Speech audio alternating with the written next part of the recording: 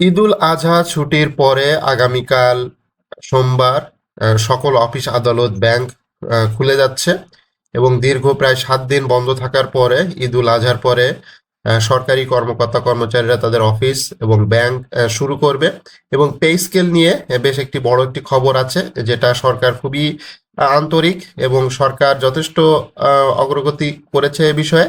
এবং পে স্কেলের যে মূল বেতন কাঠামোয় আসতেছে যুগান্তকারী পরিবর্তন, অর্থাৎ মূল যে বেতন সেটা বেড়ে যাচ্ছে সরকারি কর্মকর্তা কর্মচারীদের।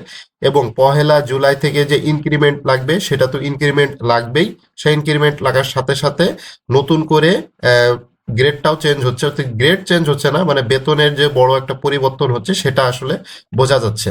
তো 1লা জুলাই থেকে মূলত পে স্কেল কার্যকর হচ্ছে, নবম পে স্কেল 1লা জুলাই থেকে কার্যকর হচ্ছে এবং 20তম গ্রেডে যারা আছে অর্থাৎ যারা চতুর্থ শ্রেণী কর্মচারী তাদের স্পেশাল কিছু চমক থাকতেছে। অর্থাৎ বিশেষ করে তৃতীয় এবং চতুর্থ শ্রেণী কর্মচারী যারা আছে তাদের জন্য বিশেষ ব্যবস্থা সরকার রাখতেছে, যাতে বর্তমান যে মূল্যস্ফীতি জিনিসপত্রের দাম যেভাবে বাড়তেছে সেটা যাতে একটা ব্যালেন্স অবস্থায় থাকে।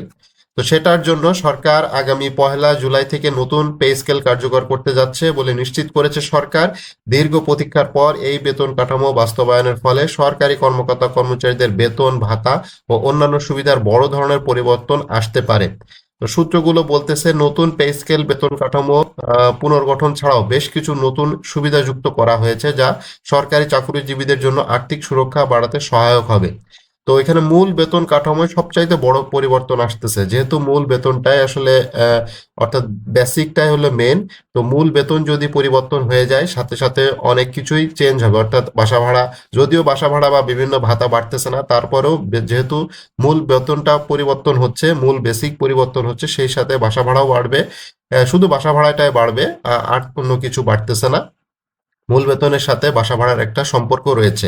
নবম পে কমিশনের সুপারিশ অনুযায়ী সরকারি চাকরিজীবীদের মূল বেতন বা বেসিক স্যালারি 1 লাফে 50% প্রস্তাব করা হয়েছে। এই প্রস্তাব বাস্তবায়িত হলে প্রথম গ্রেড থেকে শুরু করে 20তম গ্রেড পর্যন্ত বিদ্যমান পুরো বেতন কাঠামোতে এক যুগান্তকারী পরিবর্তন আসবে। প্রাপ্ত তথ্য অনুযায়ী জীবনযাত্রার ব্যয় বৃদ্ধি, মূল্যস্ফীতির সাথে সামঞ্জস্য রেখে সরকারি কর্মকর্তা কর্মচারীদের জীবন মান উন্নয়নের লক্ষ্যে নতুন বেতন কাঠামো সুপারিশ করা হয়েছে।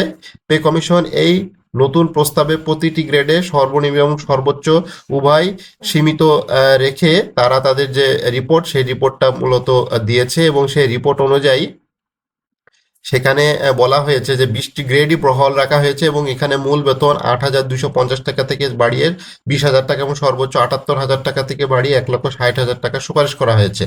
তবে এখানে যে জিনিসটা চেঞ্জ হবে, অর্থাৎ যেহেতু এখন 50% পরিমাণ দিচ্ছে সরকার, অর্থাৎ 50% হিসাব করে সরকার হচ্ছে বেসিকটা বাড়াবে। তো সেই অনুপাতে প্রস্তাবিত যে নতুন বেতন কাঠামো বর্তমানে আছে 78,000 টাকা প্রথম গ্রেডে, সেটাকে বাড়িয়ে 1,17,000 টাকার প্রস্তাব করা হয়েছে।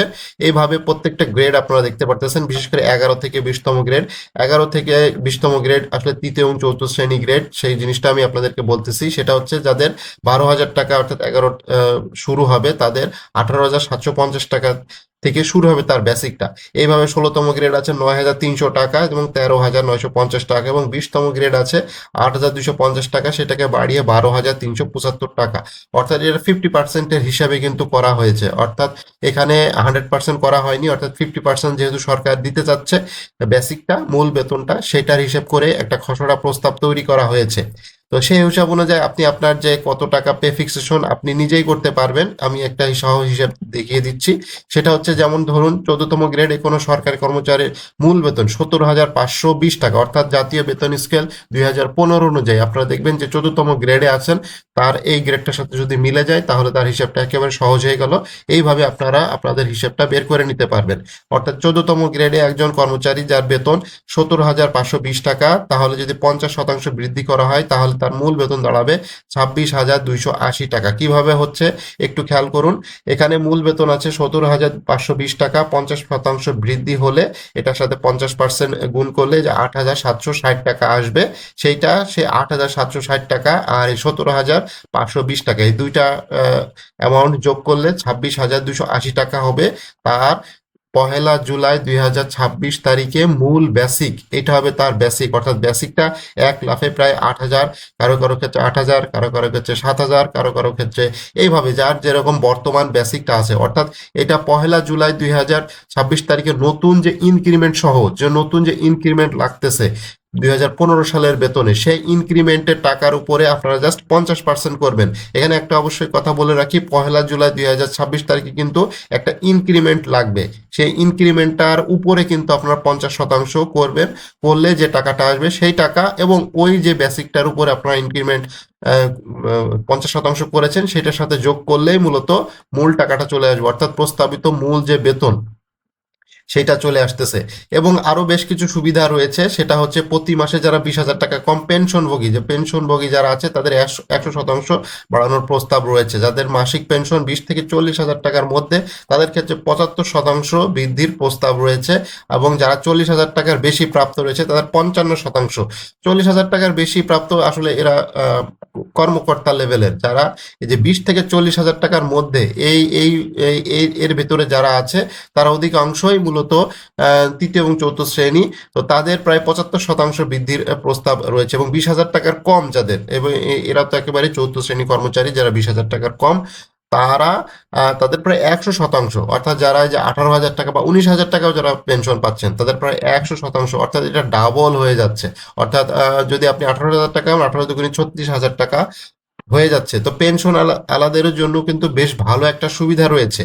তো এখানে সরকার যথেষ্ট আন্তরিক আছে এবং এই প্রস্তাব অনুযায়ী যদি করে থাকে তাহলে আপনার যে বেতন গ্রেড, পে ফিক্সেশন আপনি নিজেই করতে পারবেন। পে ফিক্সেশন একেবারেই সহজ হিসেব, জাস্ট আপনি আপনার মূল প্রস্তাবিত যে বেতনটা, অর্থাৎ মূল বেতনটা বের করে ফেলতে পারলে এর উপরে যে বাসা ভাড়া আপনি পাবেন। তবে একটা জিনিস মনে রাখবেন, আপনার 16,000 টাকার উপরে যদি বেসিক চলে যায় সেই ক্ষেত্রে ঢাকা সহ অন্যান্য সিটি কর্পোরেশন এলাকার ক্ষেত্রে বাসা ভাড়া কিন্তু কম বেশি হবে। অন্যান্য এলাকার ক্ষেত্রে যদি আপনি এখন 45% পেয়ে থাকেন বাসা ভাড়া, সেক্ষেত্রে কিন্তু 40% হয়ে যাবে যদি আপনার 16,000 টাকার উপরে বেসিক চলে যায়। ঠিক আছে, এই হিসাবে 16,000 টাকার উপরে বেসিক চলে গেলে আপনার ঢাকা এবং আশেপাশে এলাকা সহ এবং অন্যান্য স্থানের কিন্তু বাসা ভাড়াটা একটু কমে যাবে। এটা আপনারা একটু চার্টটা দেখে নেবেন, 2015 সালের জাতীয় বেতন স্কেলের যে চার্ট দেওয়া হয়েছে, বাসা ভাড়ার চার্ট, সেটা দেখে আপনারা এটা ঠিক করে নেবেন। তবে বাসা ভাড়া এখানে অনেক কম বেশি হবে, সেটা আমি অন্য আরেকটা ভিডিওতে আপনাদের দেখিয়ে দেবো। যখন এটা চূড়ান্ত সিদ্ধান্ত আসবে বা গেজেট প্রকাশ হবে তখন আমি আপনাদেরকে ভিডিও আকারে সেই জিনিসটা দেখিয়ে দিব। তো এখন বর্তমান যে হিসাবটা দেখা যাচ্ছে সেটা হচ্ছে আপনার যে 17,000 14তম গ্রেড যদি আপনার হয়ে থাকে, 17তম গ্রেডে যদি আপনি থেকে থাকেন, অর্থাৎ 17তম 14তম গ্রেডে যদি থেকে থাকেন তাহলে আপনার যদি 17,000 টাকা যদি বেতন হয়, অর্থাৎ 17,520 টাকা যদি আপনার বেতন হয়, সেটাকে 50% করবেন তাহলে 8,760 টাকা আসে। সেইটার সাথে এই টাকাটা যদি যোগ করেন তাহলে এটাই হবে আপনার প্রস্তাবিত মূল বেতন, অর্থাৎ বেসিক। মূল বেতন হচ্ছে এখানে বেসিক, এই বেসিকটাই মূলত আপনার মূল বেতন বেড়ে যাচ্ছে। তো সরকারি কর্মকর্তা কর্মচারীদের বেশ ভালো একটা অ্যামাউন্টের টাকা বাড়ছে এবং 20তম গ্রেডে যারা আছে তাদের তো স্পেশাল চমক থাকবেই। এখানে বাসা ভাড়াও তাদের বৃদ্ধি হতে পারে এমন সুযোগ যাচ্ছে, অর্থাৎ নতুন স্কেলের যে বাসা ভাড়া সেটা হয়তো অ্যাড হওয়ার সম্ভাবনা রয়েছে। এবং এখানে যেহেতু যাতায়াত ভাতা প্রায় 300 থেকে 1,000 টাকা করা হয়েছে, সেটাও অ্যাড হওয়ার সম্ভাবনা রয়েছে। তো এটাই হচ্ছে মূল চমক। এবং যেহেতু ঈদের ছুটি শেষ হয়ে যাচ্ছে, আগামীকাল থেকে অফিস আদালত খুলে যাচ্ছে এবং আগামী 7 জুন বাজেট অধিবেশন শুরু হবে, সেখানেই মূলত পে স্কেল বিষয়ে অন্যান্য বিভিন্ন বক্তব্য বিষয়গুলো থাকবে। সেই বিষয়গুলো তো আমরা অবশ্যই আপনাদেরকে শেয়ার করব, আপডেট জানাবো।